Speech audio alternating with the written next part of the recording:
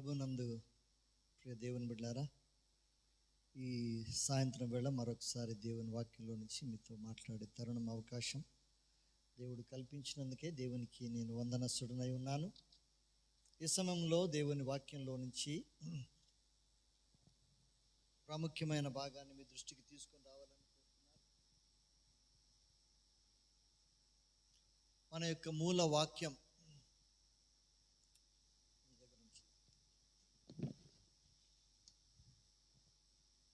జకర్యా గ్రంథంలో నుంచి వ్రాయబడిన వచన భాగం. ఈ ఉదయకాలం మనం చదువుతూ ధ్యానం చేస్తూ వచ్చాం. జకర్యా గ్రంథంలోని ఉన్నటువంటి వచన భాగంలోని ఆ వాక్యం తప్ప పై వచనాలు కానీ దాని తర్వాత ఉన్న వచన భాగాలు కానీ అన్నీ శాపగ్రస్తమైన వచనాలు. నేను శిక్షిస్తాను, దండిస్తాను, నేను వారిని ఉండకుండా చేస్తాను అని దేవుడు మరి బలమైన మాటలు మాట్లాడుతున్న సందర్భం అది. నీ రాజు దీనుడై ఆయన రక్షకుడై ఆయన దిగి వచ్చే సందర్భం. దానికంటే ముందు ఎదోము మీది నుంచి ఆయన ప్రారంభం చేస్తున్నాడు. మొదటి వచనం నుంచే ప్రారంభం చేస్తున్నాడు. అనగా అక్కడ ఏం చూస్తున్నామంటే, ఇశ్రాయేలు ప్రజలు తిరిగి వచ్చిన తరువాత దేవుని మందిర నిర్మాణ విషయంలో వచ్చిన వివాదం. ఈ రాత్రి జాగ్రత్తగా జ్ఞాపకం చేసుకునండి. ప్రపంచంలో ఈ రోజున ఆ జీవము గల దేవుని మందిరమే ఒక కీ పాయింట్గా కనబడతా ఉంది ప్రపంచానికి. ఒకవేళ యుద్ధం ఏదన్నా, వరల్డ్ వార్ ఏదన్నా వస్తే మళ్ళీ ఆ మందిరానికి సంబంధించిందే రావాలి. ఇక ప్రపంచం అంతా దానిపై ఆధారపడి ఉంది. ఆ మాటకు వస్తే ఈ భావన మనిషిలో దేవుణ్ణి ఆరాధించాలి, దేవుణ్ణి పూజించాలి అనే ఆలోచన మరి మనిషిలో బేసికల్గా కనబడుతుంది. ప్రాథమికంగా తన జీవితంలో ఈ భావన కనబడుతుంది. దేవుణ్ణి ఆరాధించాలి, దేవుణ్ణి స్తుతించాలి, దేవుణ్ణి ఘనపరచాలి అనే భావన కనబడుతుంది. కాబట్టి దేవుని ప్రజలైన వారు మరి దేవుణ్ణి పూజించాలంటే ఎట్లా చేయాలి, ఏం చేయాలి, ఏమేం చేయాలి అనే వివరాలు వారికి అర్థం కాలే. కాబట్టి దేవుడే ఇనిషియేటివ్ తీసుకున్నాడు. మొట్టమొదటిసారిగా ఆ భావన కలిగినటువంటి అబ్రహాము 12వ అధ్యాయంలోని 8వ వచనంలోని లాస్ట్ మాటలో కనబడుతుంది మనకు.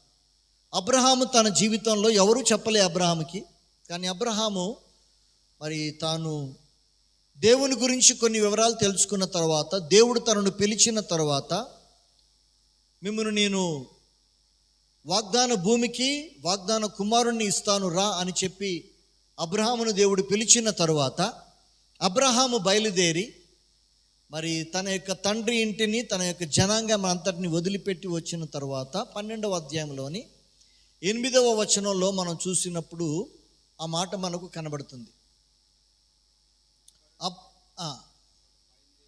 అక్కడ నుండి అతడు బయలుదేరి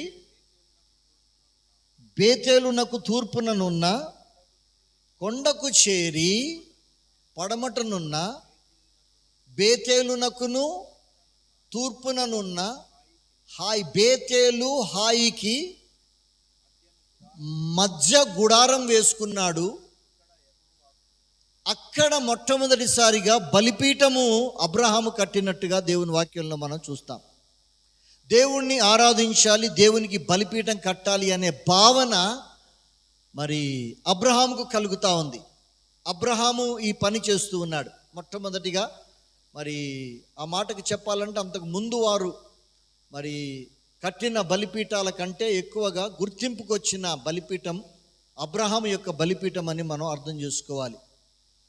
దేవునికి బలిపీఠం కట్టి బలి అర్పించి దేవుణ్ణి శాంతిపరచటం అనే మాట అబ్రహాము జీవితంలో కనబడుతుంది. అక్కడి నుంచి ప్రారంభమైంది ఇక మందిరం అనే ఆలోచన. ఆ తరువాత ఇశ్రాయేలు ప్రజలు బానిసత్వంలోకి వెళ్ళిపోయారు. అనగా అన్నం కోసం వెతుక్కుంటూ వెళ్ళారు, పరాయి దేశానికి వెళ్ళారు, పొరుగు దేశంలో ఉన్నారు. ఆ దేశంలో 430 సంవత్సరాలు వారు అక్కడ బానిసలుగా ఉన్నట్టుగా దేవుని వాక్యంలో మనం చూస్తాం. ఈ సమయంలో దేవుని గురించిన ఆలోచన, చింతన ఆ ఐగుప్తీయుల క్రింద ఉన్నారు కాబట్టి దేవుడు లేని ప్రజలైన ఐగుప్తీయులలో నుంచి వచ్చిన ఆ భావన వీరిలో పూర్తిగా అంతరించిపోయింది. దేవునికి ఏదో పిలుస్తున్నారు, ప్రార్థన చేస్తున్నారు, కానీ బలిపీఠం కట్టుకోవడానికి, మందిరం కట్టుకోవడానికి వారికి అవకాశం లేదు, తరుణం కూడా లేదు. వారు చేయాల్సిన పని చేయటమే వారికి సరిపోతూ ఉంది. ఇక జీవం గల దేవునికి ఒక మందిరం కట్టాలి అంటే వారి వల్ల అయ్యే పని కాదు అది. కాబట్టి ఆ 430 సంవత్సరాల్లో వారు పూర్తిగా దాన్ని మర్చిపోయారు. 12వ అధ్యాయం 40వ వచనంలో కనబడుతుంది మనకు.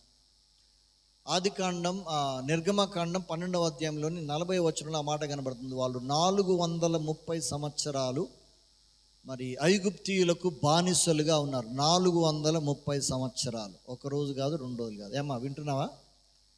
జాగ్రత్తగా వినండి. ఎన్ని సంవత్సరాలని చెప్పాను? ఇప్పుడు ఇక నిద్ర వచ్చే టైం ఇదిగా, ఎందుకంటే 2వ వర్తమానం కాబట్టి మీరే ఇప్పుడు సమాధానాలు చెప్పాలి నాకు. ఇప్పుడు ఎన్ని సంవత్సరాలని చెప్పారు? 430 సంవత్సరాలు వారు బానిసత్వంలో ఉన్నారు. మందిరం కట్టుకునే అవకాశం లేదు, కట్టుకోవటానికి పర్మిషన్ లేదు. మరి వారు దేవునికి మందిరం కట్టాలి అని ఉన్నా చేయలేని పరిస్థితులు. దేవుణ్ణి పిలుస్తున్నారు, దేవునితో మాట్లాడుతున్నారు, దేవునికి ప్రార్థనలు చేస్తున్నారు. పూర్తి వివరాలు కూడా వారికి తెలియదు.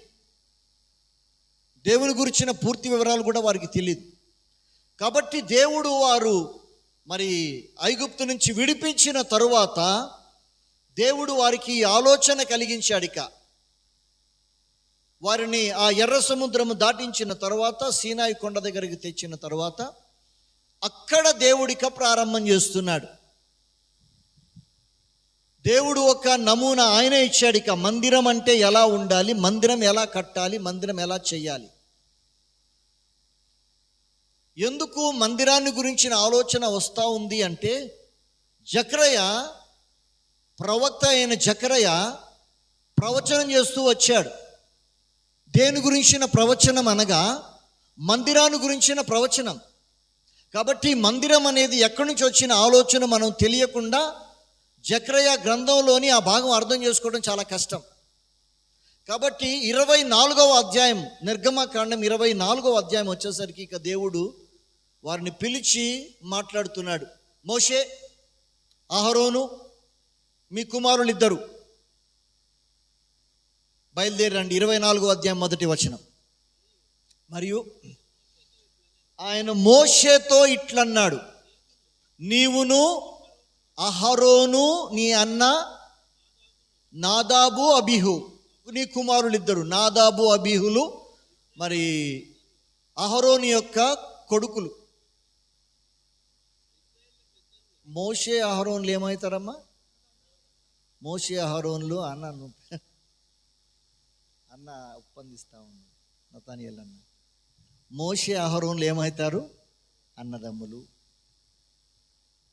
మోషే పిల్లల గురించి ఇక్కడ మాట్లాడలే, జాగ్రత్తగా గమనించండి. దేవుడు అహరోను నీ కుమారులు ఇద్దరు అన్నాడు. ఒక ఇద్దరు చనిపోయారు, అనవసరమైన అగ్ని తీసుకువచ్చి ఇద్దరు చనిపోయారు. ఇద్దరు మాత్రమే మిగిలారు. ఎవరంట వాళ్ళిద్దరు? నాదాబు అబీహు, అహరోను కుమారులు. మీరు నలుగురు నేను పిలుస్తున్నాను రండి. ఇశ్రాయేలీలలో 70 మంది పెద్దలను తీసుకొని రండి. దేవుడు వారిని పిలిచినప్పుడు వారితో ముఖాముఖిగా మాట్లాడుతూ ఇక దేవుడు ప్రత్యక్షమయ్యే సందర్భం అన్నమాట ఇది. అంతవరకు మోషేకు మాత్రమే ప్రత్యక్షమైన ఆ దేవుడు, మోషేతో మాట్లాడుతూ వచ్చిన ఆ దేవుడు, మోషే మాట్లాడిన మాటలు ప్రజలకు చెప్తూ వచ్చాడు. కానీ ఇప్పుడు ఇక ప్రజల్లోకి దేవుడు వస్తూ ఉన్నాడు. ఇక భాగమది 24వ అధ్యాయంలో మనం చూసినప్పుడు మరి మోషే అహరోనులు, అహరోను యొక్క కుమారులు ఇద్దరు బయలుదేరి ఈ కొండ మీదికి మీరు రండి, ఈ కొండకు పొలిమేరలు ఏర్పరచండి, ఈ కొండ దగ్గరికి ఎవరు రావటానికి వీల్లేదు, ఎవరు వచ్చినా దాన్ని ముట్టుకుంటే మాత్రం వాడిని చంపేయాలి. ఎందుకు అనగా పరిశుద్ధ దేవుడనైన నేను ఈ కొండ మీదకి దిగబోతున్నాను. కాబట్టి నేను వచ్చిన సందర్భంలో ఎవ్వరూ ఈ కొండను తాకకూడదు. మన దేవుడు పరిశుద్ధుడైన దేవుడు, పవిత్రత కలిగిన దేవుడు, సార్వభౌముడైన దేవుడు, సర్వశక్తి కలిగిన దేవుడు ఆయన. ఆ దేవుడు చాలా చాలా విషయాలు తన ప్రజలకు చెప్తూ వచ్చాడు. కానీ ఈ రోజున అట్టి భయం, భక్తి మనలో కనిపించట్లే. అందుకనే మరొకసారి ఈ భాగాన్ని తీసుకుని వస్తున్నాను. 24వ అధ్యాయంలో దేవుడు అన్నాడు, 70 మంది వాళ్ళు మోషే, అహరోనులు, 2 కొడుకులు. ఎంతమంది? మొత్తం ఎంతమంది లెక్క? చెప్పాలి, లెక్క చెప్పాలి మీరు. 70 మంది ప్లస్ అన్నదమ్ములు 2, తర్వాత అన్న కొడుకులు 2. ఎంతమంది మొత్తం? 74 మంది. కొండ ఎక్కుతూ ఉన్నారు. దేవుడు అన్నాడు, అక్కడ ఆగండి. ఎవడు పడితే వాడు ఎట్లా పడితే అట్లా రావటానికి వీల్లేదు. నా దగ్గరికి రావటాలంటే ఒక పద్ధతి ఉంది. అక్కడ ఆగండి అన్నాడు. గడగడలాడిపోతున్నారు. దేవుని మాట విన్నటువంటి మోషే, అహరోనులు అక్కడ ఆగండి. అందరికీ పర్మిషన్ లేదు. 70 మంది పెద్దలు వెనక నిలబడండి. మీరు 70 మంది పెద్దలు వెనక నిలబడి ఉండగా మోషే, అహరోనులు కొద్దిగా ముందుకు వచ్చిన తర్వాత, అహరోను నీ కుమారులు అక్కడ ఆగండి, మోషే నువ్వు ముందుకు రా, నేను నీతో మాట్లాడాలి అని దేవుడు వారిని ముందుకు పిలిచినప్పుడు, అప్పుడు ఇశ్రాయేలు పెద్దలు మొట్టమొదటిసారిగా దేవుణ్ణి చూచెను అని రాయబడి ఉంది. దేవుణ్ణి చూచిన వాడెవరు? బతకరు అని వాక్యంలో ఉంది. ఏంటమ్మా? దేవుణ్ణి చూసిన వారెవరు? బ్రతకరు. ముఖాముఖిగా ఎవరు చూడలే ఆయన ఇంతవరకు. చూస్తే బ్రతకం. చూద్దామంటే చెప్పండి, చూపిస్తామని. బ్రతకాలన్న ఆశ లేకపోతే చూస్తామని చెప్పండి. ఆయన చూసిన వారెవరు? బ్రతకరు. కాబట్టి దేవుడు ఏం చూపించాడంటే ఆయన పాదాల కింద ఉండే పీట చూపించాడంతే. ఆ 24వ అధ్యాయంలోనే 9-10 వచనాల్లో ఆ భాగం కనబడుతుంది మనకు. ఆయన పాదముల క్రింద ఉన్న ఆ నీలిమయమైనటువంటి, ఆ ప్రకాశమానమైనటువంటి, ఆ చూడలేని వెలుగులో ఆ దైవత్వం అలా కనిపిస్తూ ఉంటే గడగడలాడిపోయారు మోషే, అహరోనులు. దేవుని సన్నిధికి వచ్చామన్న భావన వారిలో కలిగింది. దేవుడు వారిని ముందుకు పిలిచిన ఆ దేవుడు వారికి నమూనా ఇస్తూ ఉన్నాడు. ఇగో ఇక్కడి నుంచి నేను చెప్పే మాటలు జాగ్రత్తగా వినండి. ఇశ్రాయేలు పెద్దలారా మీరు కూడా వినండి. ఇక మీదట ఇది మీ జీవితంలో అతి ప్రాముఖ్యమైనది. ఈ స్థలం అతి ప్రాముఖ్యమైనది, ఈ పద్ధతి అతి ప్రాముఖ్యమైనది. కాబట్టి మీరు అరణ్యంలో, ఎడారిలో తిరుగులాడుతూ ఉన్నారు. మీరు అరణ్యంలో ఉన్నారు, తిరుగులాడుతూ ఉన్నారు. కాబట్టి మీరు చేయగలిగే పని ఏమీ లేదు, కానీ మీకు ఒక నమూనా ఇస్తాను అన్నట్టుగా దేవుడు ఒక గుడారం వేయండి. అది ఈ రకంగా ఉండాలి, ఇన్ని కొలతలు ఉండాలి, ఇంత పొడుగు ఉండాలి, ఇంత వెడల్పు ఉండాలి, ఇన్ని స్తంభాలు కావాలి, ఇన్ని తాళ్ళు కావాలి, ఇన్ని కొలుకులు కావాలి, ఇన్ని తెరలు కావాలి దాని మీద కప్పటానికి అని దేవుడు పూర్తి నమూనాలన్నీ కూడా ఇచ్చాడు. వారందరికీ కూడా నమూనాలు ఇచ్చాడు దేవుడు. వారందరూ చూస్తూ ఉండగా, వింటూ ఉండగా ఇచ్చాడు. 25వ అధ్యాయం, 26వ అధ్యాయం, 27వ అధ్యాయం, 28వ అధ్యాయంలో మరి అహరోనును ఏ విధంగా అభిషేకించాలో, ఈ కర్రలు, ఈ స్తంభాలు ఇవన్నీ ప్రాముఖ్యం కాదు, కానీ అందులో పరిచర్య చేసే యాజకులు నాకు కావాలి అని యాజకుని ప్రతిష్ఠ ఎలా చేయాలో దేవుడు చెప్పాడు. చాలా ప్రాముఖ్యమైన, అతి పరిశుద్ధమైన దేవుని మందిరం ఇది. 29వ అధ్యాయం నిర్గమకాండానికి వచ్చేసరికి ఆయన అంటాడు, నిర్గమకాండం 29వ అధ్యాయంలో, ఇది ప్రత్యక్ష గుడారం అని పేరు పెట్టండి. నేను అక్కడికి వస్తాను, అక్కడ మిమ్మల్ని కలుసుకుంటాను, అక్కడ మీతో మాట్లాడతాను.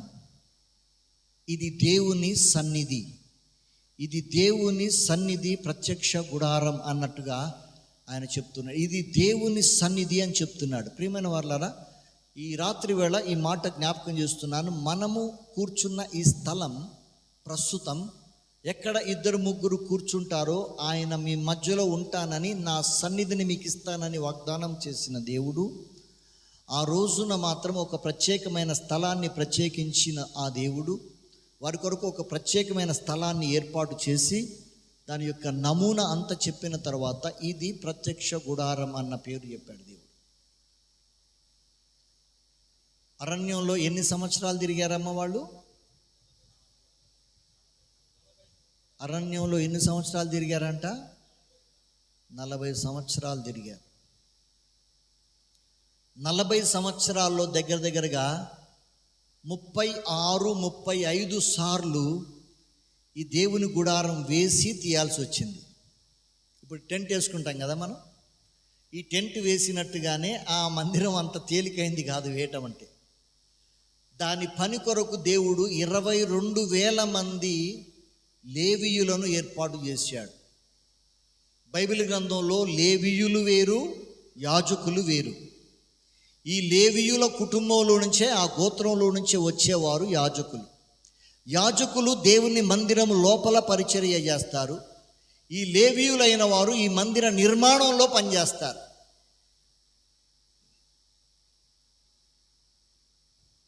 ఈ మందిరాన్ని దగ్గరగా 35 సార్లు వేసి తీశారు. దేవుడు అంటాడు, నేను చాలా సంవత్సరాలు గుడారాల్లో నివాసం చేస్తూ వచ్చాను. ఇశ్రాయేలు ప్రజలందరినీ స్థిరపరిచిన తర్వాత, ఎడారిలో తిరిగి వారు వారి ప్రాంతానికి చేరిన తర్వాత దేవుడు వారికి న్యాయాధిపతులను ఇచ్చాడు. 19 మందిని, 13 కనబడతారు మనకి. న్యాయాధిపతులైన తర్వాత రాజులు వచ్చిన తరువాత సౌలుకు అవకాశం రాలేదు. కానీ దావీదు రాజ్యానికి వచ్చిన తర్వాత 2వ రాజుల గ్రంథం 7వ అధ్యాయంలో కానివ్వండి, 1 దినవృత్తాంతాల గ్రంథంలో కానివ్వండి, మరి దేవుడు స్పష్టంగా దావీదును అడుగుతున్నాడు. దావీదు, ఇంతకాలం నేను గుడారాల్లో తిరుగుతూ వచ్చాను, నా కొరకు ఒక మందిరం కడతావా అన్నాడు. దేవుడే అడిగాడు. దేవుడు అడిగిన మాట, దావీదు, ఇంతకాలం నేను గుడారాల్లో ఆయా ప్రాంతాలు తిరుగుతూ వచ్చిన దేవుడని నేను ఎందుకు తిరగాల్సి వచ్చిందంటే, మిమ్మల్ని తిప్పాను కాబట్టి మీతో పాటు నేను తిరిగాను. మిమ్మల్ని విడిచే దేవుడని కాదు, నేను మీతో పాటు నేను వచ్చాను. అన్ని స్థలాలకు నేను వచ్చాను. 2వ రాజుల గ్రంథంలో మనం చూస్తాం. 1 దినవృత్తాంతాలు 17:7లో ఏ భాగం అయితే ఉందో అదే భాగం మనకు రాజుల గ్రంథంలో కూడా కనబడుతుంది. 2వ దినవృత్తాంతాల గ్రంథం, 1 దినవృత్తాంతాల గ్రంథం 17వ అధ్యాయం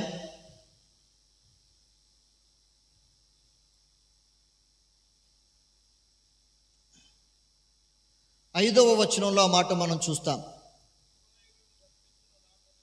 ఇశ్రాయేలీయులను ఐగుప్తులో నుంచి రప్పించిన నాట నుండి నేటి వరకు నేను ఒక ఇంటిలో నివాసము చెయ్యక, దేవుడు చెప్పిన మాట ఏమన్నాడమ్మా? అమ్మ చెప్పాలి ఒకసారి. దేవుడు అంటే ఏం చేశాడట? ఒక ఇంటిలో నివాసం చేయలేదట. ఏం చేశాడట? మరి అక్కడ రాబడిన మాట, ఒకానొక గుడారములోను ఒకానొక డేరాలలోను నేను నివాసము చేసి తిని. నేను డేరాల్లో ఇంతకాలం ఉన్నాను, నేను గుడారాల్లో ఇంతకాలం ఉన్నాను.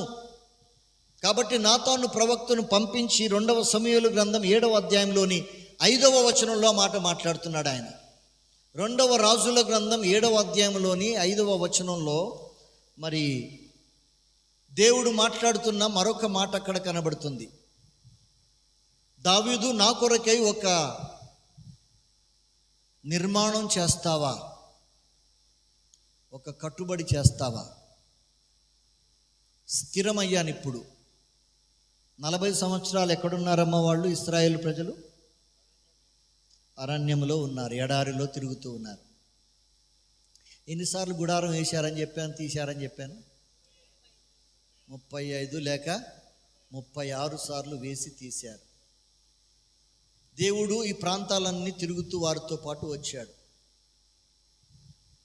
ఖచ్చితంగా ఐగుప్తు నుంచి ఇశ్రాయేలు దేశంలోకి చేరటానికి 4 రోజులు పడుతుంది. వారి యొక్క తిరుగుబాటు స్వభావాన్ని బట్టి దేవుడు 40 సంవత్సరాలు తిప్పాడు. మొదటి దినవృత్తాంతాల గ్రంథం 17లో చూసినట్టుగా రెండవ దినవృత్తాంతాల గ్రంథంలో రెండవ రాజుల గ్రంథంలో 7వ అధ్యాయంలోని 5వ వచనంలో మనం చూసినట్టుగా ఇప్పుడు దేవుడే అడుగుతున్నాడు, నా కొరకు ఒక మందిరం కడతారా? దావీదు నా కొరకే ఒక మందిరం కడతావు అనగానే దావీదుకు ఇక ఎక్కడ లేని రెక్కలన్నీ వచ్చాయి. ఇక అమ్మా దేవుడా, నీకు మందిరం కట్టాలా, నేను కట్టాలా అని అక్కడ రాయబడిన మాట 2 అధ్యాయాలు మీరు చదవాలి. 2వ రాజుల గ్రంథంలోని 7వ అధ్యాయం చదవాలి, 1వ దినవృత్తాంతాల గ్రంథంలోని 17వ అధ్యాయం చదవాలి. ప్రపంచంలో ఎక్కడ అన్నా 2వ సమూయేలు గ్రంథంలోని 7వ అధ్యాయం 5వ వచనంలో రాయబడిన మాటది.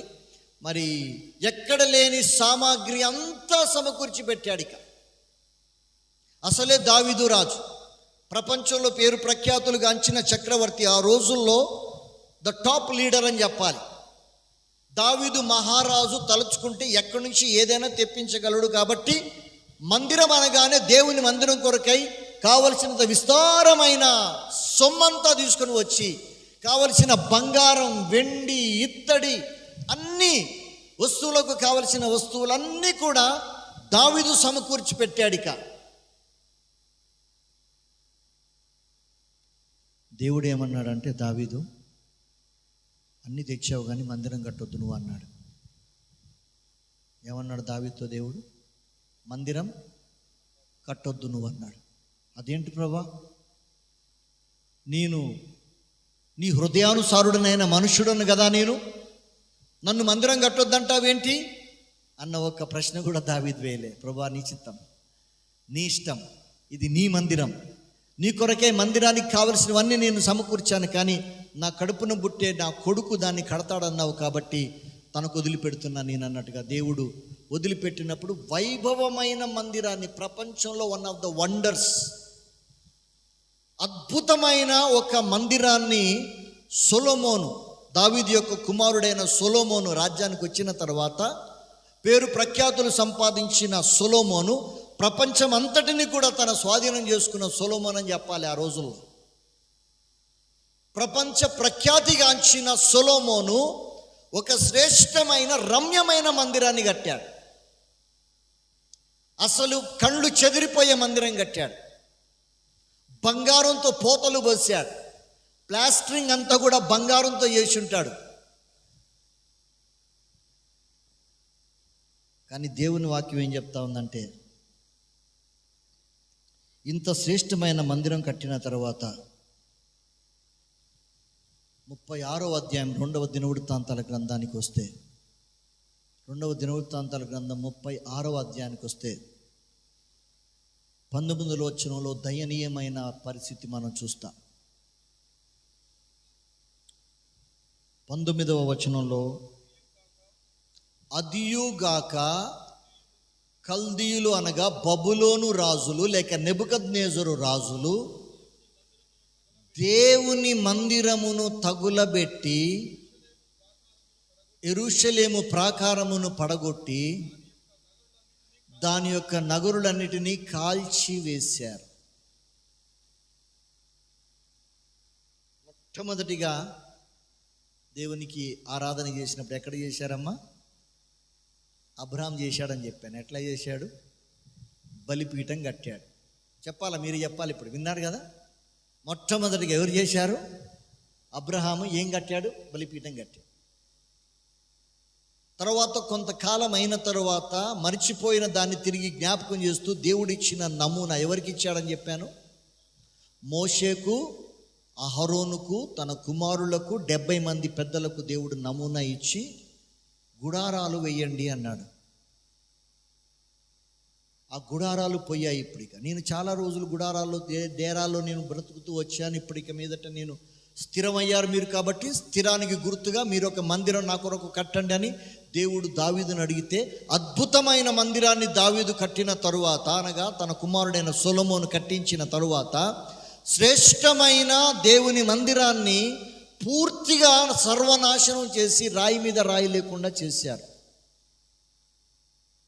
అంటే వాళ్ళు ఏం చూశారంటే రాళ్ల మధ్యలో ఏమన్నా బంగారం పెట్టారేమో, ప్లాస్టరింగ్ చేశారు కదా, మనం రాళ్ల మధ్యలో ఇటుకల మధ్యలో సిమెంట్ పెడతాం చూడండి, అట్లా ఏమన్నా బంగారం పెట్టారేమో అని రాయి మీద రాయి లేకుండా పడదొరిసి మొత్తం అంతా బంగారం అంతా తీసుకొని పోయారు.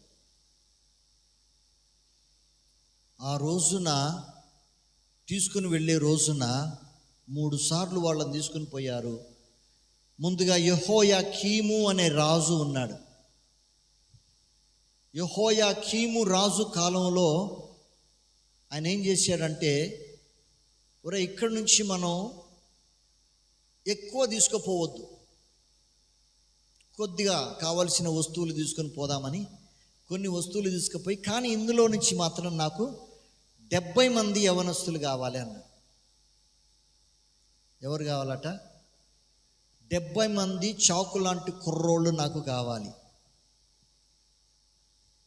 మంచి యవ్వనులు కావాలి, రాజు కుటుంబీకులు కావాలి, రాజరికంలో పుట్టిన కుమారులు కావాలి, వారి బ్లడ్లో ఏముండాలంటే రాజరికం ఉండాలి వారి బ్లడ్లో, అలాంటి వారు నాకు 70 మంది కావాలి, వారిని తీసుకొని రండి, మన దేశానికి తీసుకుని వచ్చి అక్కడ వారిని సిద్ధం చేయండి అన్నాడు. అప్పుడు తీసుకుని వెళ్ళారు దానియేలు, షద్రకు, చెప్పండి, మెషకు, అబేద్నెగో. అయిపోయిందా? రన్అవుట్ అయిపోయింది. చెప్పండి. తర్వాత జెరుబ్బాబేలు, ఎజ్రా, నెహెమ్యా, జక్రయా, హగ్గై. బైబిల్ గ్రంథంలో ఇక సగభాగం ఆ మందిరం దాని చుట్టే తిరుగుతుంది. ఇక ప్రియమైన వాళ్ళారా, మందిరం అనగానే జ్ఞాపకం పెట్టుకోనండి, బైబిల్ గ్రంథంలో ఉన్న సగభాగం ప్రవక్తలు 5, 12 మొత్తం ఎంత? 5 + 12 ఎంత అండి? 17 మంది ప్రవక్తలు. నేను పాత నిబంధన అంటే ఫోన్ నెంబర్ చెప్తాను ఎప్పుడు, మీకు పోయినసారి కూడా చెప్పాను నేను, మీకు గుర్తుందో లేదో మీకు. పాత నిబంధన ఫోన్ నెంబర్ ఎంత చెప్పాను నేను? మళ్ళీ ఒకసారి చెప్తా, రాసుకోండి. ఈసారి బైబిల్లో పైనే రాసుకోండి, మీ బైబిల్లో 5, 12, 5, 5, 12 సులువుగా గుర్తుపెట్టుకోవచ్చు మన నెంబర్. ఈ నెంబర్ రాసుకోండి, 5, 12, 5, 5, 12. 5 పంచకాండాలు అంటారు, 12 చరిత్ర గ్రంథాలు, 5, 12. మళ్ళా 5 పాటల పుస్తకాలు, పద్యభాగం అంటారు దాన్ని. పాటలు మధ్యలో పెట్టారు బైబిల్ గ్రంథంలో. కీర్తనలు, సామెతలు, ప్రసంగి, ఇవన్నీ కూడా పాటల పుస్తకాలు. ఆ తరువాత 12 మంది చిన్న ప్రవక్తలు, 5 మంది పెద్ద ప్రవక్తలు కనబడతారు మనకి. ప్రవక్తల గ్రంథాలు 5, 12 చివరివి. 5 పెద్ద ప్రవక్తలు, 12 మంది చిన్న ప్రవక్తలు. దీంట్లో చివరి 3 హగ్గై, జకరియా, మలాకీ తీసేస్తే ఇక మిగతా ప్రవక్తలందరూ కూడా చెప్పింది ఏంటంటే, మందిరాన్ని నాశనం చేసింది మీరే, మందిరాన్ని పాడు చేసింది ఎవరు? మీరు. ఏ పుస్తకం అన్నది చదవండి, ఇక బైబిల్ గ్రంథంలో ఏ పుస్తకం అన్న తీసుకొని చదవండి. ఇశ్రాయేలు ప్రజలారా, దేవునికి విరోధమైన పాపం మీరు కట్టుకున్నారు, దేవునికి విరోధమైన పాపం చేసి మీరు దేవునికి కోపం పుట్టించారు. మీరు పుట్టించే కోపం దేవునికి అలా ఇలా కాదు అని, ఇక దేవుని కోపం ఎలా వచ్చిందో, దేవునికి కోపం పుట్టించడానికి మీరేమేం చేశారో రకరకాలుగా ఒక్కొక్క పుస్తకంలో ఒక్కొక్క రకంగా అద్భుత రీతిగా ఒకదానికొకటి మళ్ళీ పొంతన లేకుండా చాలా వివరాలు రాశారు ఈ ప్రవక్తలందరూ కూడా. దేవుని మందిర నిర్మాణ విషయంలో ఇంత శ్రేష్టమైన అద్భుతమైన మందిరాన్ని దేవుడు ఎన్నిసార్లు చెప్పినా, మీరు మళ్ళా బొమ్మల దగ్గరికి పోయి, మీరు మళ్ళా మీ ఇష్టానుసారమైంది చేసి, మీరు మళ్ళా దేవునికి కోపం పుట్టించి విసుగు పుట్టించారు మీరు అంటాడు.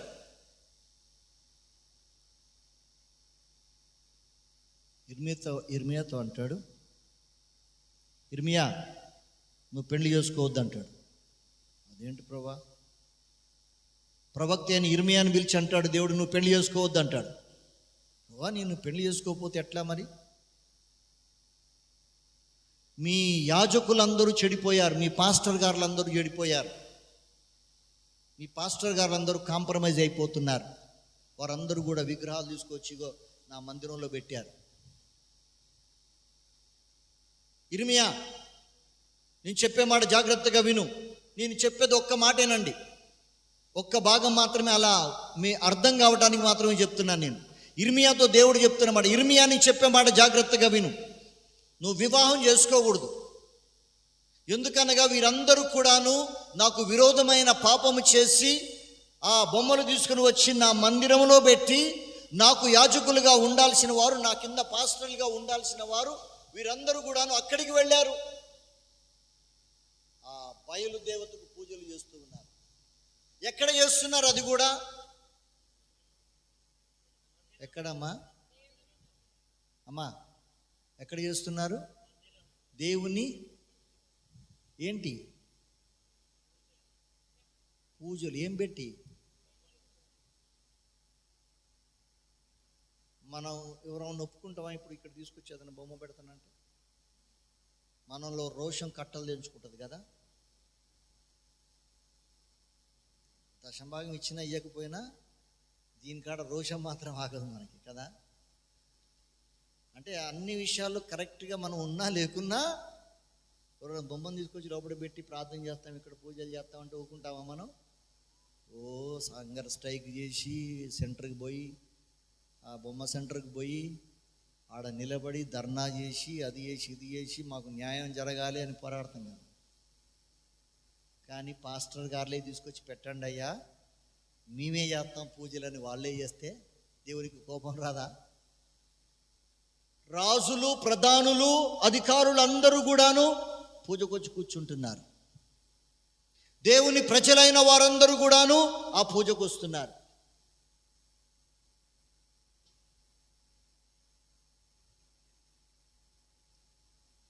ఇర్మియా, నువ్వు పెళ్లి చేసుకోవద్దు. వాళ్ళ దగ్గర పోయి చెప్పు, నువ్వు పెళ్లి చేసుకోవద్దు, నీకు పిల్లలు పుట్టొద్దు. వాళ్ళు ఎందుకని అడుగుతారు, ఎందుకు పెళ్లి చేసుకోవట్లేదు నువ్వు అని అడుగుతారు వాళ్ళు.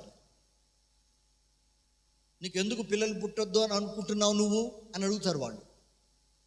అప్పుడు నువ్వేం చెప్పాలంటే, ఏం లాభం, పిల్లలు పుట్టినా పిల్లలు చచ్చిపోతారు కదా,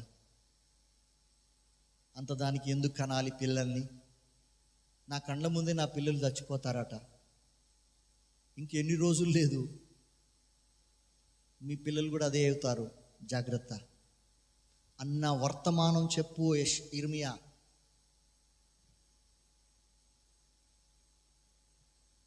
కుమ్మరి వాని ఒక్కసారి చూపిస్తా మీకు ఆ భాగాన్ని కూడా, మీరు తర్వాత వీలైతే చదువుకోవచ్చు. ఇర్మియా గ్రంథానికి వెళ్దాం ఒక్కసారి.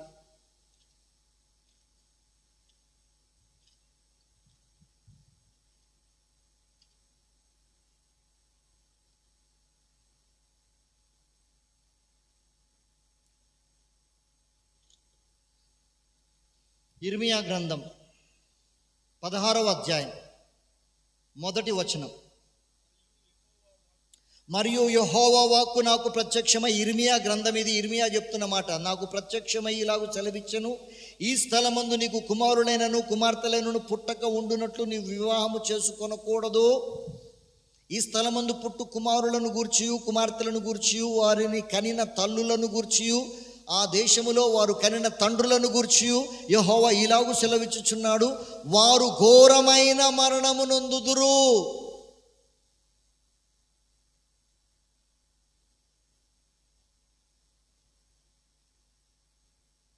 దేన్ని బట్టి బాధ అంతయు మాకు కలిగెను, మా దోషమేమి, మేమేం పాపము చేసితిమి, మేము చేసిన పాపమేది అని వారందరూ.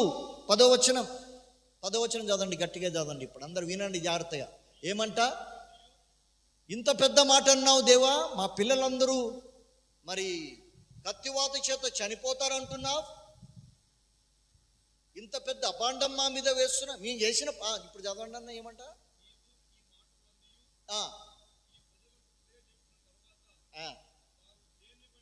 వారు అడుగుతారు, దేన్ని బట్టి యెహోవా మాకు ఈ ఘోర బాధ అంతయు నియమించాడు, మా దేవుడైన యెహోవాకు విరోధముగా ఏం చేయలేదమ్మా?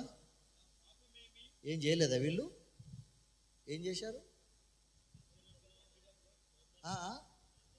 దేవుని మందిరంలోనే బొమ్మలు పెట్టి ప్రార్థనలు చేస్తున్నారు. ఎవరు చేస్తున్నారు? మళ్ళీ యాజకులు, రాజులు, ప్రధానులు, మంత్రులు వీళ్ళందరూ కలిసి చేస్తున్నారు. ఇర్మియాతో అంటున్నాడు దేవుడు 16వ అధ్యాయంలో. ఒక్క అధ్యాయం ప్రక్కకు తిప్పితే మనం 18వ అధ్యాయంలో కుమ్మరివాని ఇంటికి పో, కుండలు తయారు చేస్తూ ఉన్నాడు వాడు. ఇర్మియా చూడు, ఆ కుండకు చేసినట్టుగా తయారు చేస్తున్న కుండను చేసినట్టే బాగా చేశాడు, మళ్ళీ దాన్ని మళ్ళీ చేశాడు. ఆ కుమ్మరివాడు అంటాడు, అయ్యో అంత మంచి కుండను తయారు చేసి ఏంటయ్యా మళ్ళీ దాన్ని మళ్ళీ చేసావు, మళ్ళీ మట్టిలో కలిపేసావేంటి దాన్ని అంటే, అది నా ఇష్టం అంటాడట. కుమ్మరివాడు ఏమంటాడు? నా ఇష్టం, నాకు యుక్తమైనట్టుగా నేను చేస్తాను. దేవుడు అంటున్నాడు, నాకు యుక్తమైనట్టుగా నేను చేయలేనా? మీరు నా చేతిలో ఉన్నారు. కుమ్మరివాని చేతిలో మట్టి ఎలా ఉందో మీరు నా చేతిలో ఉన్నారు. నేను మీకు అలా చేయలేనా? ప్రక్కనున్న అధ్యాయానికి వెళ్తే మళ్ళీ వెంటనే 19వ అధ్యాయానికి వెళ్తే, ఇర్మియా ఒక కూజా కొనుక్కో, ఈ పెద్దలందరినీ తీసుకొని ఊరి బయటికి పో. ఊరి బయటికి పోయినాక వీళ్ళతో మాట్లాడు. వీళ్ళందరితో ఏం మాట్లాడాలి? పెద్దలందరితో ఏం చెప్పాలి? ఇప్పుడు చెప్పండి, మీరే చెప్పాలి. ఇప్పుడు ఇక ఏం చెప్పాలి? మీరు దేవునికి ఘోరమైన ఏం చేస్తున్నారు? మీరు ఘోరమైన పాపము దేవుని మందిరములో. అందుకని నాకు బహు కోపం వచ్చింది. వారందరూ చూస్తుండగా ఈ కూజాను పగలగొట్టు. ఏం చెప్పాలి అంటే, ఇప్పుడు ఆ కూజాను అతికించండి అన్నాడు. కింద పడి పగిలిపోయిన కూజ అతికి వచ్చండి. అతకదా? మీ ఊర్లో రిపేర్ చేసేవాళ్ళు ఎవరు లేరా? మిరియాలు కూడా ఎవరు దొరకరా? ప్రపంచంలో కూడా ఎవడు దొరకడు. దేవుడు అంటాడు, ఎవ్వడు బాగు చేయలేనట్టుగా నేను మిమ్మల్ని నాశనం చేస్తాను, జాగ్రత్త అన్నాడు. దేవుడు చెప్పిన మాట ప్రకారముగా, దేవుడు మాట ఇచ్చిన ప్రకారముగా, అది ఇర్మియా కానివ్వండి, యెషయా కానివ్వండి, పెద్ద ప్రవక్తలైన వారందరూ కానివ్వండి, చిన్న ప్రవక్తలలో సగానికంటే ఎక్కువ మంది కానివ్వండి, వారందరూ చెప్పింది ఏంటంటే, ఇశ్రాయేలు ప్రజలారా మళ్ళుకోండిరా, దేవుని వైపు తిరగండిరా నాయన, ఇకనైనా బాగుపడండిరా, ఇకనైనా బాగుపడండిరా, ఇక బైబిల్ గ్రంథం అంతా మందిరం చుట్టే తిరుగుతుందండి. జాగ్రత్త జ్ఞాపకం చేసుకోండి ఈ మాట.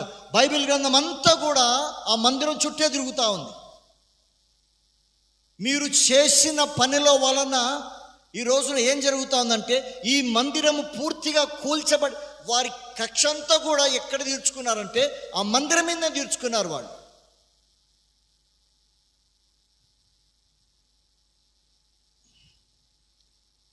డెబ్బై సంవత్సరాలు, ఒకరోజు కాదు, 2 రోజులు కాదు, శిక్ష మీ మీదికి 70 సంవత్సరాలు వస్తుంది బాబు, జాగ్రత్త, ఒళ్ళు జాగ్రత్త.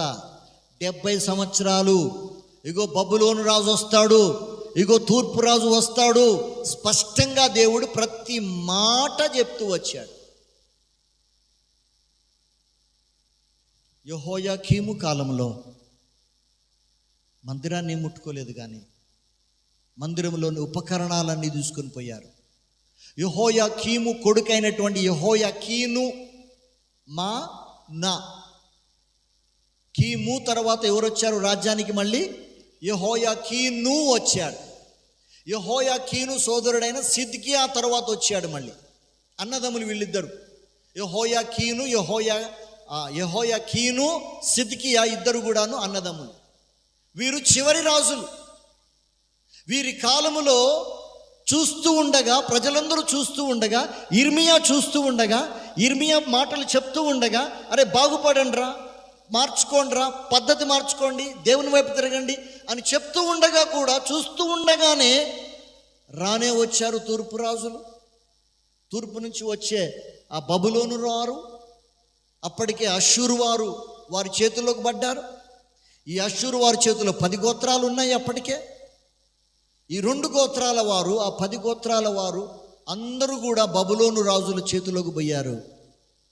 బబులోను రాజు యూదా మీద పడి యుద్ధం చేసి 70 మంది యవనస్తులను తీసుకుపోయారు. ఆ 70 మంది యవనస్తులు ఇక బైబిల్ అంతట్లో కనబడతారు.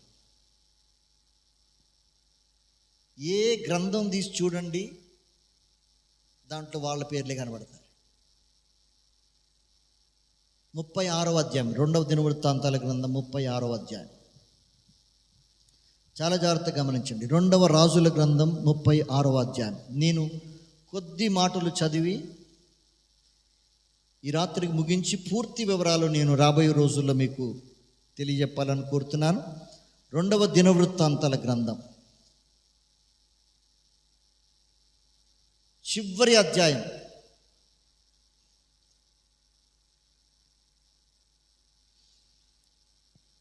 5వ వచనం నుంచి నేను ప్రారంభం చేస్తున్నా.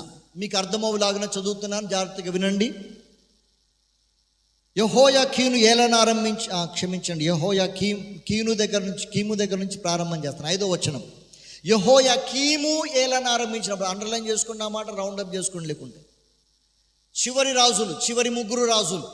యెహోయాకీము ఏలన ఆరంభించినప్పుడు 25 ఏండ్ల వాడై యెరూషలేమును 11 సంవత్సరములు ఏలను. అతడు దేవుడైన యెహోవా దృష్టికి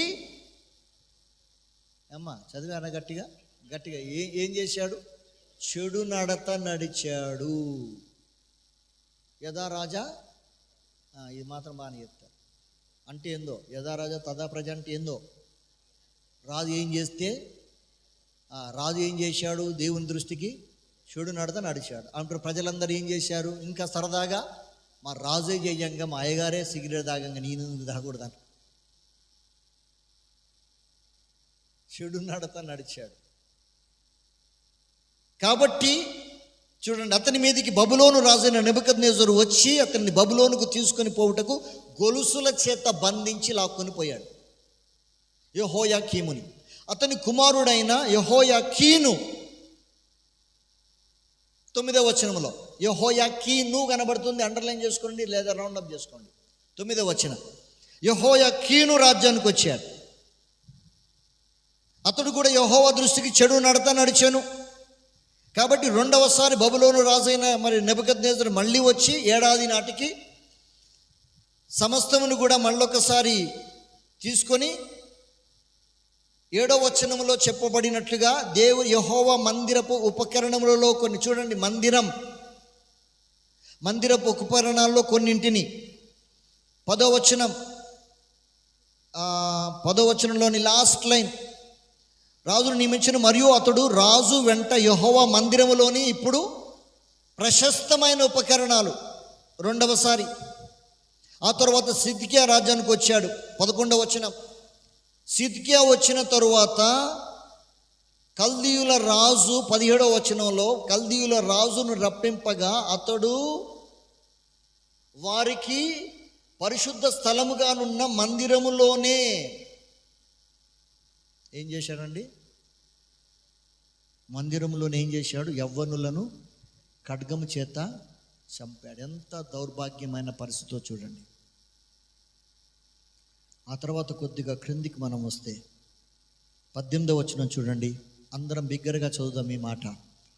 మరియు బబులోను రాజు పెద్దవేమి చిన్నవేమి దేవుని మందిరపు ఉపకరణములన్నింటినీ యెహోవా మందిరపు నిధులలోనిదేమి, రాజనిధులలోనిదేమి, అధిపతుల నిధులలోనిదేమి దొరికిన ద్రవ్యమంతయు బబులోనునకు తీసుకొని పోయెను. ఇదియుగాక 19వ వచనం. ఇదియుగాక కల్దీయులు ఎవ్రీథింగ్ స్విండిల్స్ అరౌండ్ ద టెంపుల్. ప్రతి ఒక్కటి కూడా మందిరం చుట్టే తిరుగుతూ ఉంది. వచ్చిన రాజులు రాజ్యాన్ని కొట్టి రాజ్యంలో ఉన్నవి దోసుకొని పోవట్లే. వాళ్ళు ఎక్కడికి వచ్చి పడుతున్నారు? దాని మీద పడుతున్నారు. మందిరం. ఏంటి మందిరం? కూల్చబడింది. మళ్ళొకసారి ఈ మందిరం కాల్చబడింది. చూడండి, కల్దీయులు ఏం చేస్తున్నారు? దాన్ని పూర్తిగా తగులబెట్టి, ఇదియుగాక కల్దీయులు దేవుని మందిరమును తగులబెట్టి యెరూషలేము ప్రాకారమును పడగొట్టి దాని యొక్క నగరులన్నిటినీ కాల్చివేసిరి. దేవుని మందిరాన్ని మళ్ళొకసారి పూర్తిగా నాశనం చేశారు. ఎవరు కట్టిన మందిరం అండి ఇది? చెప్పాలమ్మా, నిద్ర వస్తుందా? మంజేనా? ఇక ఎవరు కట్టిన మందిరం ఇది? సొలొమోను కట్టిన మందిరం. మొట్టమొదటి మందిరం, అద్భుతమైన మందిరం, స్థిరమైన మందిరం. దేవుడు చెప్పినట్లుగానే 70 సంవత్సరాలు 22వ వచనంలో కనబడుతుంది. 36వ అధ్యాయం, 2వ దినవృత్తాంతాల గ్రంథం 36వ అధ్యాయంలోని 22వ వచనంలో కనబడుతుంది. 70 సంవత్సరములు దేశము విశ్రాంతిని అనుభవించింది. 21వ వచనంలోని లాస్ట్ మాట అండి. 21లోని లాస్ట్ మాట ఏమంటే, దేశము 70 సంవత్సరములు విశ్రాంతిని అనుభవించింది. అనగా ఆ దేశములో అందరినీ కూడా బబులోను రాజు పట్టుకొని వెళ్ళిపోయాడు. ఆ వృద్ధులను, కొంత రెమనెంట్ని మాత్రం అక్కడ విడిచిపెట్టిపోయాడు బబులోను రాజు.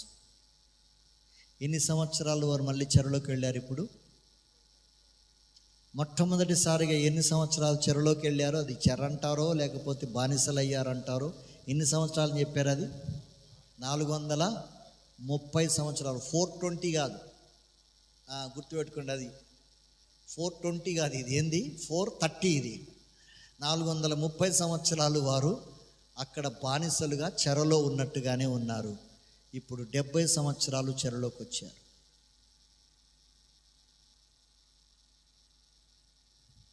దేవుడు ముందుగానే చెప్పాడు, నేను చెరలోకి తీసుకుని పోయి మిమ్మల్ని నూర్చి మిమ్మల్ని బాగా నలిపిన తరువాత మళ్ళీ తీసుకుని వస్తాను 70 సంవత్సరాలు అన్న తర్వాత. ప్రక్కనే ఉన్న పేజీ మీరు తిప్పినట్టయితే ఎజ్రా గ్రంథం కనబడుతుంది. ఇక పక్కనే ఉన్న పేజీలో ఎజ్రా గ్రంథం కనబడుతుంది. బబులోను రాజులు ఎవరైతే ఇంతవరకు ఉర్రు తొలగించారో, అల్లాడిచ్చారో, వీరందరూ కూడా పారసీకపు రాజుల చేతుల్లో పడ్డారు. అంటే ఇప్పుడు బబులోను, ఆ తర్వాత అష్షూరు దేశము, 10 గోత్రాల వారు, 2 గోత్రాల వారు, ఐగుప్తు దేశము, ఇవన్నీ కూడా ఇప్పుడు ఎవరి చేతిలోకి వచ్చాయంటే పారసీకపుల దేశంలో వచ్చాయి. పారసీకపు రాజుల చేతిలోకి వచ్చాయి. పారసీకపు రాజులు అక్కడ ఊరక ఉండకుండా అటు తిరిగి ఇటు తిరిగి హిందూ దేశం వరకు వచ్చారు. ఈ పారసీక రాజులు ఈ యూదుల అమ్మాయి అయిన ఎస్తేర్ని పెళ్లి చేసుకున్నారు. ఎవరు పెళ్లి చేసుకుంది? మళ్ళీ అహష్వేరోషు రాజు. ఎవరు అంటే పారసీకపు రాజు. ఈ పారసీకపు రాజే మళ్ళీ ఈ అమ్మాయిని పెళ్లి చేసుకున్నాడు. చూడండి, మళ్ళీ బైబిల్ గ్రంథంలో ఏ పుస్తకం తెరిచిన ఎస్తేరు గ్రంథం తీయండి, ఆ ముందు గ్రంథాలు తీయండి, పారసీకులు, బబులోను వారు శత్రువులుగా ఉండి దేవుని మందిరం మీద పడి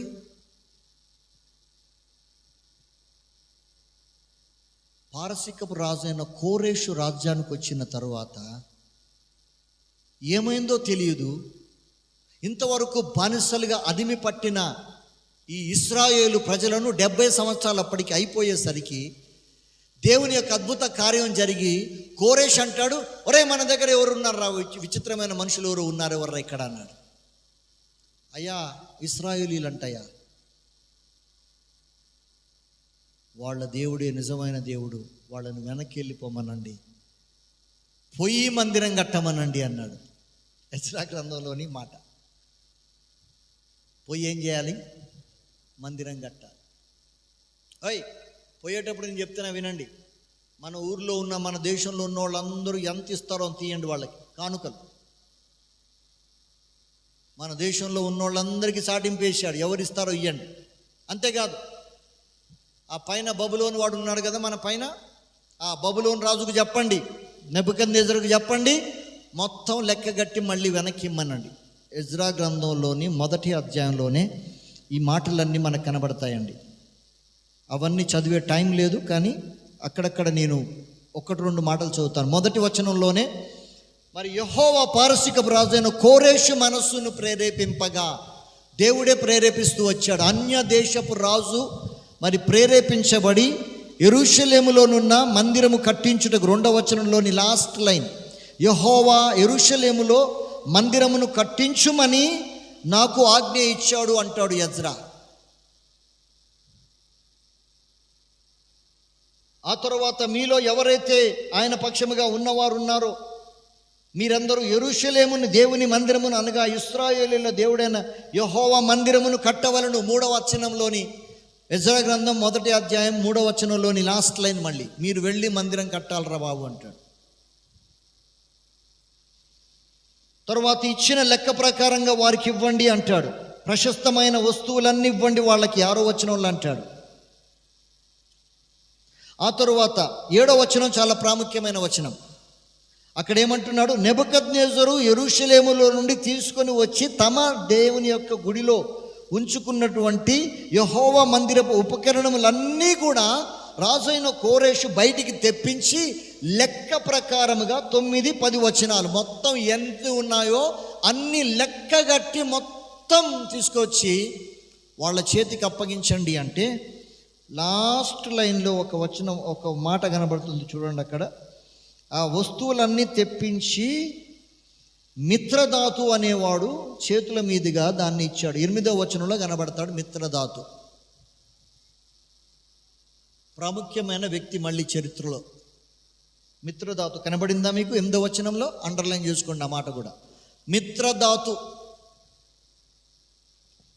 నేను ఇప్పుడు అసలు భాగానికి వస్తున్నాను, మన భాగానికి నేను వస్తున్నాను.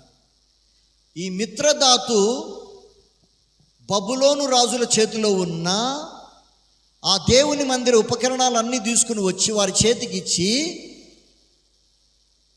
బాబు మీరు వెళ్ళి మందిరం కట్టుకోండి నాయన అని బయటికి చెప్పాడు. కానీ వీడి కడుపులో ఉడుకుతా ఉంది. ఎవరికి? ఈ మిత్రదాతు అనేవాడికి ఉడుకుతా ఉంది కడుపులో. ఎందుకు? వీళ్ళని మా రాజుగారు ఉత్తగానే పంపిస్తున్నాడు, డబ్బులు ఇచ్చి పంపిస్తున్నాడు, వాళ్ళ మందిర ఉపకరణాలన్నీ ఇచ్చి పంపిస్తున్నాడు అని చెప్పి అవతలకు పోయిన తర్వాత 2వ అధ్యాయంలో వాడే పొల్లేశాడు. మళ్ళీ మందిరం కట్టకుండా ఆప్యాయించాడు. ఎజ్రా గ్రంథంలోని 2-3 అధ్యాయాల్లో దేవుని మందిర పని ఆగిపోయిందమ్మా.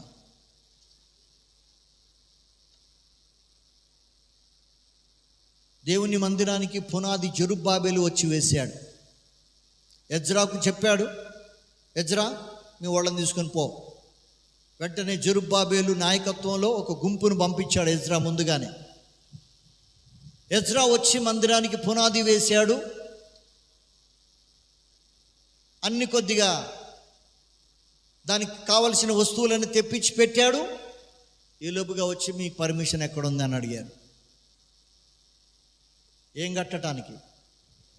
మందిరం కట్టడానికి. ఎజ్రా గ్రంథం, నెహెమ్యా గ్రంథం, ఈ గ్రంథాలు ఏ గ్రంథం చూసినా పద్య భాగాలు వదిలిపెట్టండి.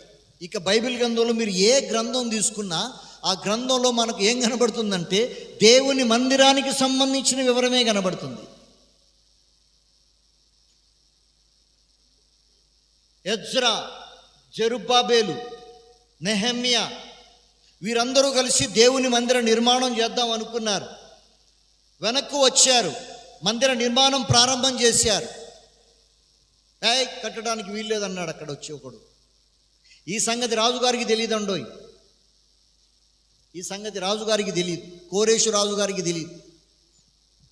ఆ తర్వాత వచ్చిన దర్యావేషు రాజు కాలంలో ఎవడో అడ్డం చెప్పి వాళ్ళు ఏదో మందిరం కడుతున్నారయ్యా, పర్మిషన్ లేదు వాళ్ళకని చెప్పాడు, పొల్లబెట్టాడు. మిత్రదాతు అనేవాడు. వెంటనే ఆఫ్ చేయండి పని అన్నాడు. పని ఆఫ్ చేశారు. ఇప్పుడు వచ్చారండి 5వ అధ్యాయం 1వ వచనం. ఎజ్రా గ్రంథం 5వ అధ్యాయం 1వ వచనం. ప్రవక్తలైన హగ్గయ్యు ఇద్దో కుమారుడైన జకరయా లైన్లోకి వచ్చాడు. ఇప్పుడు జకరయా చెప్పిన మాట వాల్యూ ఏంటో, విలువ ఏంటో ఇప్పుడు మనకు అర్థమవుతుంది. ఎవరెవరైతే ఇంతవరకు మాకు అడ్డం చెప్పారో, ఎవరెవరైతే ఇంతవరకు దేవుని మందిరానికి అడ్డం పెట్టారో, ఇంతవరకు ఎవరెవరైతే దేవుని మందిరాన్ని గురించి అనవసరంగా అడ్డగోలుగా మాట్లాడారో, ఇగో మీ అందరి జీవితాల్లోకి 8వ అధ్యాయం ప్రారంభం చేశాడు. మన యొక్క మూల వాక్య భాగం ఉన్నది అక్కడ వచ్చిన భాగంలోనే. ప్రవక్తలైన హగ్గై మరియు జకర్యాలు 5వ అధ్యాయంలోని మొదటి వచనంలో చూస్తాం. 6వ అధ్యాయంలోని 14వ వచనంలో కూడా మళ్ళీ ఒకసారి ఈ హగ్గై మరియు జకర్యా వీరిద్దరూ కలిసి ప్రవచనం ఎత్తి మాట్లాడుతున్నారు. ఈ 5వ అధ్యాయంలో క్రింద ఉన్నటువంటి వచన భాగాలు చదివే టైం లేదు, కానీ నేను 2 మాటలు చెప్తా వినండి. జకర్యా ఏమంటున్నారో తెలుసా? దేవుని మందిరం కట్టమన్నాడు కదా దేవుడు, పునాది వేశారా? వాడు పర్మిషన్ లేదంటే మీరెందుకు భయపడుతున్నారా అన్నాడు అనమాట. జకర్యా ఏమన్నాడమ్మా, ఏం ప్రవచనం చెప్పాడు? వాళ్ళు పర్మిషన్ ఇవ్వకపోతే మీరు భయపడుతున్నారు ఎందుకురా? మనకు పర్మిషన్ ఇచ్చింది ఎవరు? రాజు. ఈ మధ్యలో ఈ ఆర్ఐలు ఈ ఎంఆర్ఓలు వీళ్ళేంట్రా అన్నట్టుగా అన్నమాట. మనకు పర్మిషన్ ఇచ్చింది ఎవరు? కలెక్టర్ గారు. మీ మందిరం కట్టేటప్పుడు కూడా మా మందిరం ఆఫ్ చేశారు. కొంతకాలం తర్వాత మేము పోయి కలెక్టర్ దగ్గర పర్మిషన్ తీసుకొని వచ్చాం. కలెక్టర్ పర్మిషన్ ఇవ్వాలి మందిరాలు కట్టాలంటే మన దేశ రూల్ ప్రకారం. ఈ మధ్యలో వాళ్ళు ఎవరు రాలే. ఇక టౌన్ ప్లానింగ్ ఆఫీసర్ రాలే, మున్సిపల్ ఆఫీసర్ రాలే, మున్సిపల్ కమిషనర్ రాలే, ఎంఆర్ఓ రాలే, ఆర్ఐ రాలే. ఎవరు పర్మిషన్ ఇచ్చింది? ఎవరు? నాకు కలెక్టర్ గారు ఇచ్చారు. అదేవిధంగా రాజైన కోరేషు పర్మిషన్ ఇవ్వగా మీరెందుకు మందిరం పని ఆఫ్ చేస్తున్నారు? ఓయ్, ఏం పని చేస్తున్నారు మీరు? మీరు చేసే పని ఏంటి? హగ్గై అంటున్నాడు, మందిర పని ఆఫ్ చేసి మీరు ఇల్లు కట్టుకుంటున్నారు ఏందిరా బాబు? ఉన్నాయండి ప్రవచన గ్రంథంలో ఉన్నాయా? హగ్గైలు ఉన్నాయా? జకర్యాలు ఉన్నాయా? ఆ జకర్యా అంటున్నాడు, ఎవరెవరైతే మా మీద చేయి చేసుకున్నారో ఇంతకాలం, ఎవరెవరైతే మా మీద అన్యాయంగా మాట్లాడారో, అడ్డగోలుగా మాట్లాడారో, ఇదిగో మా రాజు దీనుడై ఏమన్నదండి? ఇప్పుడు చదవండి ఆ వచన భాగం. ఇప్పుడు అంటున్నాడు జకర్యా అంటున్న మాట, అదొక్క అధ్యాయంలో అదొక్కటే శ్రేష్టమైన మాట. జకర్యా గ్రంథం 8వ అధ్యాయం. సియోను నివాసులారా బహుగా సంతోషపడండి, యెరూషలేము నివాసులారా ఉల్లాసముగా ఉండండి. ఎందుకనగా నీ రాజు నీతిపరుడు ఆయన, రక్షణ గలవాడు ఆయన, దీనుడై గాడిదను గాడిద పిల్లను ఎక్కి నీ వద్దకు వచ్చుచూ ఉన్నాడు. He is the king of Kings. మనకు పర్మిషన్ ఇచ్చింది ఎవరంటే రాజులకు రాజు, రాజాది రాజు ఆయన. ఆయన మన వద్దకు దిగి వస్తున్నాడు. జకర్యా వారిని ప్రోత్సహిస్తూ వారిని బలపరుస్తూ మాట్లాడిన మాటల్లో అతి ప్రాముఖ్యమైన మాట ఇది. జకర్యా గ్రంథంలో ఆయన ప్రోత్సహించే మాటలు ప్రారంభమై అంతవరకు కూడా జకర్యా భయంకరంగా అన్ని దర్శనాలు దగ్గరగా 6-7 దర్శనాలు కనబడతాయి మనకు. జకర్యా చూసినటువంటి ఆ ప్రవచన గ్రంథం రాయటానికి దేవుడు చూపించిన దర్శనాలన్నీ రాసిన తరువాత వారిని దేవుడు మిమ్మల్ని శిక్షించాలని, దేవుడు మీ యొక్క లెక్క చూడాలని కొలనూలు పట్టుకొని దేవుడు నిలబడ్డాడు. మిమ్మల్ని ఇలా చేశాడు, దేవుడు అలా చేశాడు, మీకు ఇది జరిగింది, మీకు అలా జరిగిందని అనేక రకాలైన మాటలు మాట్లాడి మొట్టమొదటిసారిగా పాజిటివ్గా మాట్లాడింది 8వ అధ్యాయంలో. 8వ అధ్యాయంలో ఏమంటున్నాడు చూడండి ఒకసారి. మీకు ఆ మాట చూపించి ముగిస్తాను ఈ రాత్రికి. 13వ వచనంలో అంటున్న మాట, యూదా వారలారా, ఇశ్రాయేలు వారలారా, ఏమంట? మీరు అన్యజనులలో ఎలాగూ శాపాస్పదమై ఉంటిరో అలాగే మీరు ఆశీర్వాదమాస్పదమైనట్లు నేను మిమ్మల్ని రక్షింతును, భయపడక ధైర్యం తెచ్చుకోండి అన్న మాట ఇక్కడ మాట్లాడుతున్నాడు జకర్యా. ఇదే మాట మళ్ళీ ఇప్పుడు మనం చదివిన వచన భాగంలో 9వ అధ్యాయంలోని 9వ వచనంలో కనబడుతుంది. ఇదిగో నీ రాజు రక్షణ గలవాడై దీనుడై, ఓ యెరూషలేము నివాసులారా ఉల్లాసించండి, సంతోషించండి, ఆనందించండి. దేవుని మందిర నిర్మాణం తస్సేమిరా జరగాల్సిందే, మనం కట్టి తీరాల్సిందే. ఎవడు అడ్డం పెట్టినా ఆగేది లేదు, ఎవరు చెప్పినా వినకండి అని హగ్గై జకర్యాలు ప్రోత్సహిస్తే అప్పుడు మేము ప్రారంభము చేసి తిమి, ఈ మందిర పనిని ప్రారంభం చేసి తిమి. దాన్ని జెరుబ్బాబేలు మందిరం అన్నారండి. ఏ మందిరం అన్నారు అంటే జెరుబ్బాబేలు కట్టించాడు కాబట్టి ఆ మందిరం పేరేం పెట్టారంటే దేవుని మందిరమే, కానీ గుర్తుకు రావటానికి జెరుబ్బాబేలు మందిరం అన్నారు. ఈ జెరుబ్బాబేలు మందిరాన్ని యోహాను సువార్త 2వ అధ్యాయంలోని 24వ వచనంలో మనం చూస్తే అక్కడ మరి హేరోదు రాజు దాన్ని రిపేర్స్ అన్ని చేయించి మళ్ళొకసారి దాన్ని సరి చేయిస్తే అప్పటి నుంచి అది హేరోదు రాజు దేవాలయం అయింది. ఇక అదే మందిరం. కానీ 70 సంవత్సరాల తరువాత AD 70లో మందిరం పూర్తిగా కాల్చబడింది. మళ్ళొకసారి పూర్తిగా దిబ్బగా చేయబడింది. రాయి మీద రాయి లేకుండా మందిరం పూర్తిగా పడద్రోయబడింది. ఈ రోజు వరకు కూడా మందిరం కట్టబడలే. హలో, ఒక మాట చెప్పమంటారా? ఈ రోజున మందిరం కట్టాలి అంటే ప్రపంచ యుద్ధం రాబోతా ఉంది. అంతే. ప్రపంచం అంతా దేని చుట్టూ తిరుగుతుందంటే ఈ రోజున మందిరం చుట్టూ. టెన్షన్ ప్రారంభమయ్యేది ఎక్కడంటే ఈ రోజున ప్రతిరోజు యుద్ధం జరిగేది ఎక్కడంటే దేవుని మందిరం దగ్గర.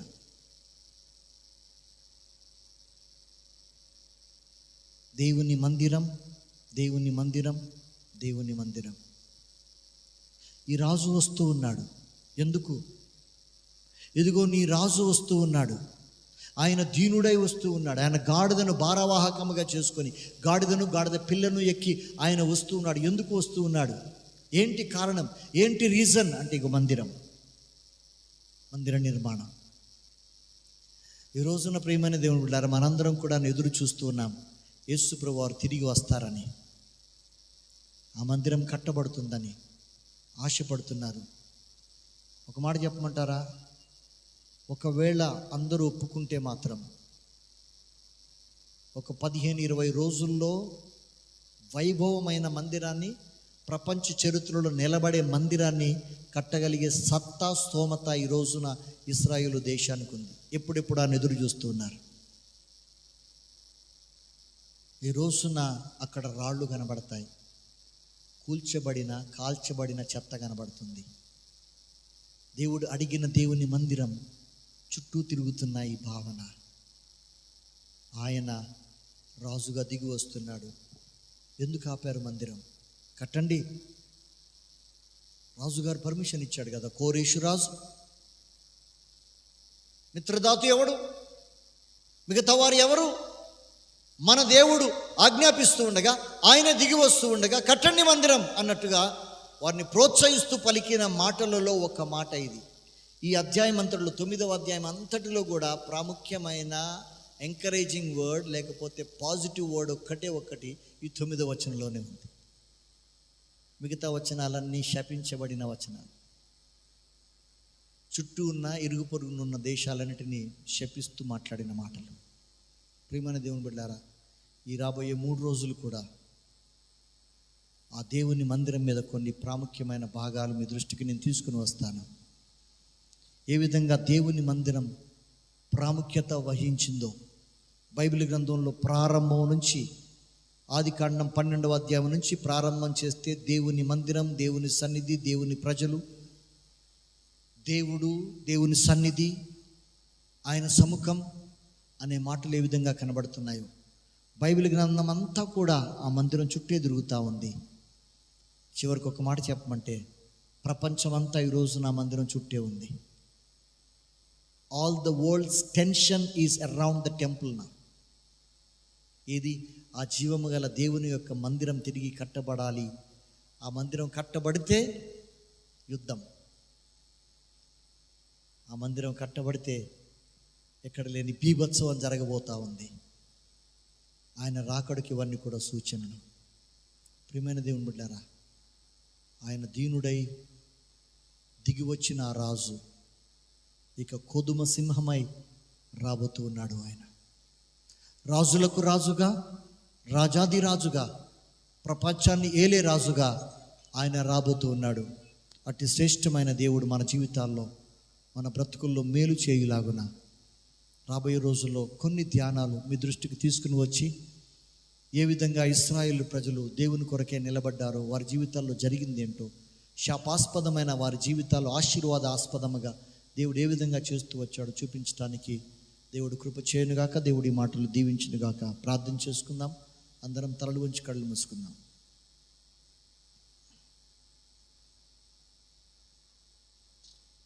ఆదికాండం 12వ అధ్యాయంలో ప్రారంభమైన బలిపీఠం అనే భావన,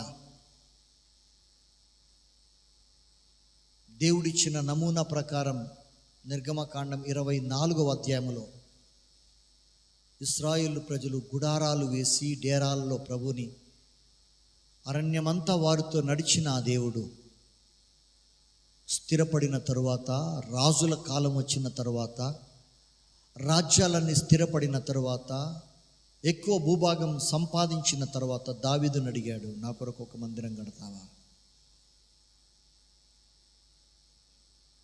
శ్రేష్టమైన మందిరాన్ని కట్టించగలిగాడు. కానీ ఓర్వలేక దాన్ని కూలగొట్టారు. మళ్ళొకసారి రాతి మీద రాయి లేకుండా చేశారు ఆ మందిరాన్ని. అట్టి శ్రేష్టమైన మందిరాన్ని తిరిగి అన్యరాజులు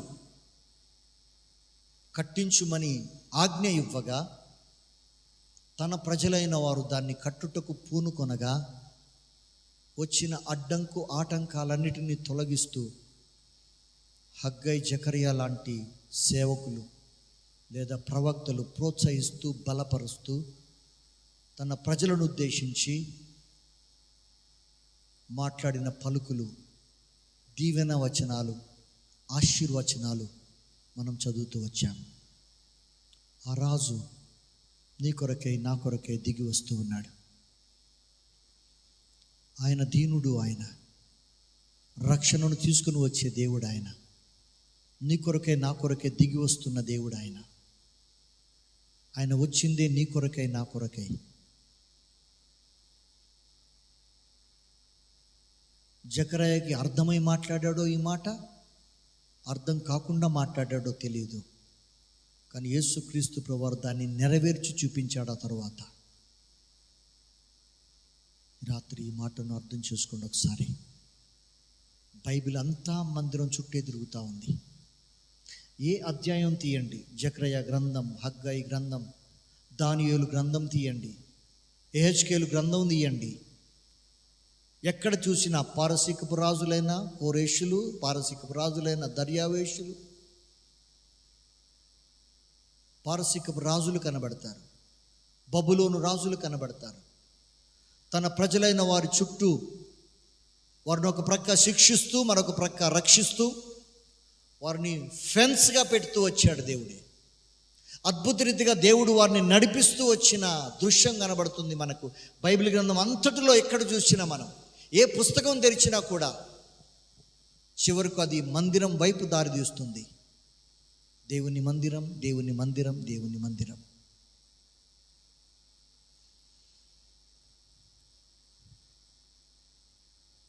ఆయన పరిశుద్ధమైన సన్నిధి, ఆయన మందిర ప్రాముఖ్యత నువ్వు అర్థం చేసుకోవాలి. ఆయన సన్నిధిని మనం అనుభవించాలి. ప్రేమగల మా పరలోకపు తండ్రి, ఎందుకొరకు మందిరానికి ఇంత ప్రాధాన్యత మీరు ఇచ్చారు? ఎందుకొరకు మీ యొక్క సన్నిధికి ఇంత ప్రాముఖ్యత ఇచ్చారు? ఎందుకొరకు మీ మందిరం కట్టబడాలని మీ ప్రజలను మీరు ప్రోత్సహించారు? ఎందుకని మీ సేవకులను నిలబెట్టుకొని మందిరం కొరకైన ప్రవచనాలు చెప్పించారు? ప్రేమగల మా పరలోకపు తండ్రి, ప్రవక్తలలో ఎక్కువ మంది మందిరాన్ని గురించి, వారు చేసే పనులను బట్టి, మందిరానికి కలిగే నష్టాన్ని బట్టి మీరు మాట్లాడుతూ వచ్చారు. ఆ మందిరములోనే వారిని దీవిస్తూ వచ్చారు. ఆ మందిరం ద్వారానే వారిని బలపరుస్తూ వచ్చారు. ఆ నీ సన్నిధిని బట్టే వారిని ఆశీర్వదిస్తూ వచ్చారు ప్రభు.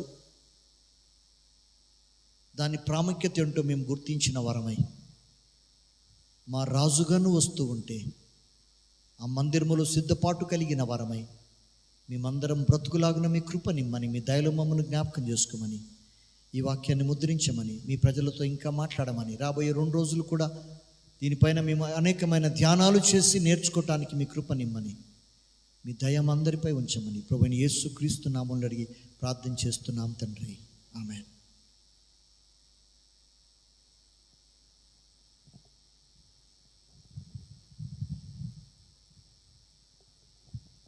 ఎవరైనా బ్యాప్టిజం తీసుకోవాలనుకుంటే మీటింగ్ తర్వాత నాకు పేరు ఇవ్వండి. చివరి రోజు బ్యాప్టిజం. ఇంకా మిగతా అనౌన్స్మెంట్స్ చేయండి. మంచిది. కూడిక తదనంతరం ఇక్కడ మనకు భోజన సావాసం ఉంటుంది. ఆ తర్వాత మరి పరిచర్లో ఉన్న వాళ్ళు దయచేసి ఎటు వెళ్ళకుండా పరిచర్ సమయానికి అందుబాటులో ఉండండి. ఆ తర్వాత మరి ఇక్కడ పడుకోవాలనుకునే వాళ్ళకు వసతి ఉంది. ఈ హాల్లో పడుకోవచ్చు. నైట్ పూట ఏసీ పనిచేస్తుంది. ఉదయం పిల్లలు కొంచెం ఇబ్బంది పడ్డారు, కానీ నైట్ ఏమి ఇబ్బంది ఉండదు. హాల్లో పడుకోవచ్చు. లగేజ్ ఉంటే ఈ ముందు రూమ్లో పెట్టేసుకోండి. తర్వాత వాష్రూమ్స్ ఉంటాయి. మీటింగే భోజనం అయిన తర్వాత ఎటోళ్ళు అటు వెళ్ళిపోయినాక గేట్ అయితే లాక్ చేసి ఉంటుంది, కానీ మనకే ఇబ్బంది లేదు. ఆ కూల్ వాటర్ క్యాన్స్లో డ్రింకింగ్ వాటర్ ఉంది, వాష్రూమ్స్ అటు ఉన్నాయి, అన్నీ లోపలనే ఉన్నాయి. కాబట్టి బయటికి పోయే అవసరం అయితే లేదు. బైక్స్ అట్లాంటివి ఏమైనా ఉన్న వాళ్ళు ఇక్కడ నైట్ బస చేసేవాళ్ళు లోపల పెట్టుకోవచ్చు. ఉదయం మళ్ళీ తర్వాత బయట పెట్టుకోవచ్చు. కాబట్టి ఇంకా ఎవరికైనా వసతి విషయం అనుమానం ఉంటే కొంచెం నాకు తెలియజేయండి. మరలా రేపు ఉదయం 10:30 గంటలకు మనకి ఇక్కడ 10 గంటలకు ఇక్కడ మనకు బైబిల్ స్టడీ ఉంటుంది. దేవుడు మరి మంచి పవర్ సప్లై కూడా మనకు ఉండేటట్టుగా, లో వోల్టేజ్ ఉంది, దేవుడు అది కూడా రెక్టిఫై చేసి మనకు మంచి వోల్టేజ్ ఇచ్చేలాగిన, క్షేమం ఇచ్చేలాగిన ప్రార్థన చేయండి. మోత్కూర్న తనెలంకులు వచ్చి మరి ప్రార్థన ఆశీర్వాదం ఇచ్చి కూడికను ముగిస్తారు. అంకుల్కి సమయము ఇస్తుంది. అజింపేట్ దైవజనులు నతనేల్ అంకుల్ వచ్చి ప్రార్థన ఆశీర్వాదంతో కూడికను ముగిస్తారు.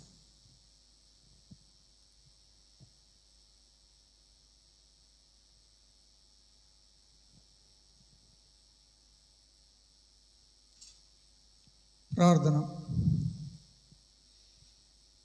పరిశుద్ధుడైన మా ప్రియమైన పరలోకపు తండ్రి, ఈ పాదాలకు వందనాలు చెల్లిస్తూ ఉన్నాం.